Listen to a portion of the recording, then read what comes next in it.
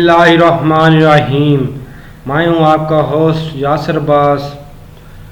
आज की वीडियो में हम जानेंगे कि C++ में इफ एल्स कंडीशन कैसे इस्तेमाल होती हैं और इसको कैसे हम डिस्क्राइब करते हैं। आइए हम अपनी वीडियो की तरफ चलते हैं।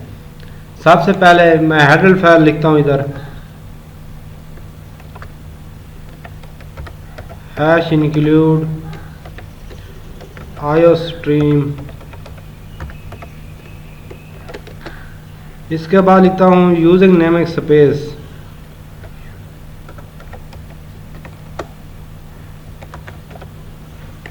Sorry std। इसके बाद मैं सेमीकोलन लगाता हूँ। इधर मैं लिखता हूँ इंट मेन। इसके बाद मैं छोटी ब्रैकेट लगाता हूँ और मैं अंदर मूव करता हूँ।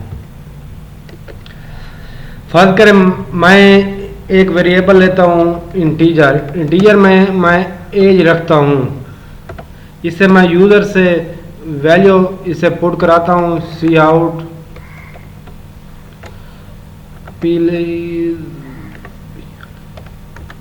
प्लीज इंटर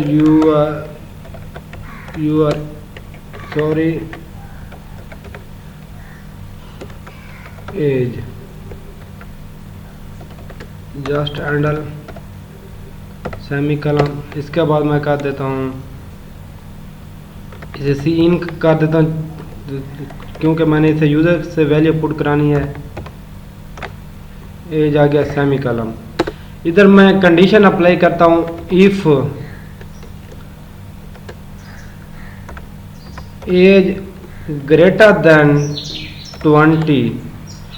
अगर फर्ज करेंगे मैं एज जो 20 से बड़ी पुट करूंगा सी आउट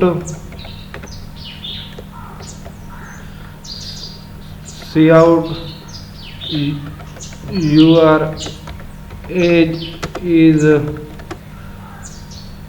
करेक्ट।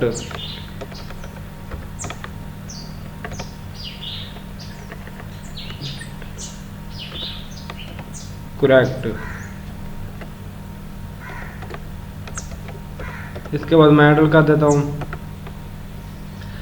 अगर मैं इधर 20 से बड़ी वैल्यू पुट करूँगा ना तो एज करेक्ट आएगी। इसके बाद मैं सिस्टम पास कर देता हूँ।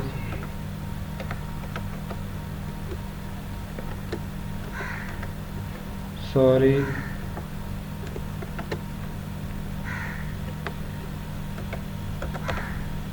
सिस्टम पास के बाद सेमीकोलन लगाना होता है। जस्ट इसे मैं अब कंपाइलर रन करता हूँ। मैं अगर 20 से ज़्यादा वैल्यू पुट करूँगा तो ये स्टेटमेंट आएगी। देखें ये 50 यूर एज इज करेक्ट। इसके साथ ही अगर मैं इधर एल्स कंडीशन यूज़ करता हूँ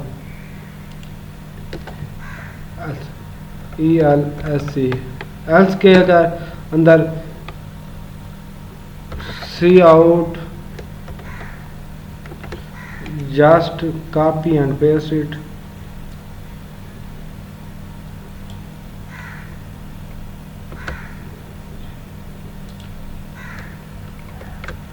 इधर मैं इनकरेक्ट कर देता हूँ।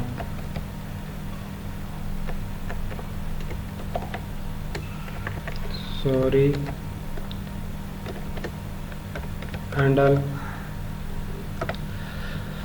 अब मैं 20 से बड़ी वैल्यू पुट करूंगा तो इधर शो होगा यूर एज इज करेक्ट। अगर 20 से छोटी वैल्यू पुट करूंगा तो इधर शो होगा यूर वैल्यू इज इनकरेक्ट। दरअसल ये इफ वाली कंडीशन इधर यूज हो रही है। अगर कम होगा तो इनकरेक्ट शो होगा। अगर 20 से ज़्यादा होगा जो आपने पुट की होगी वैल्यू फिर करेक्ट आएगा। आइए इसे हम दोबारा कंपाइल करते हैं।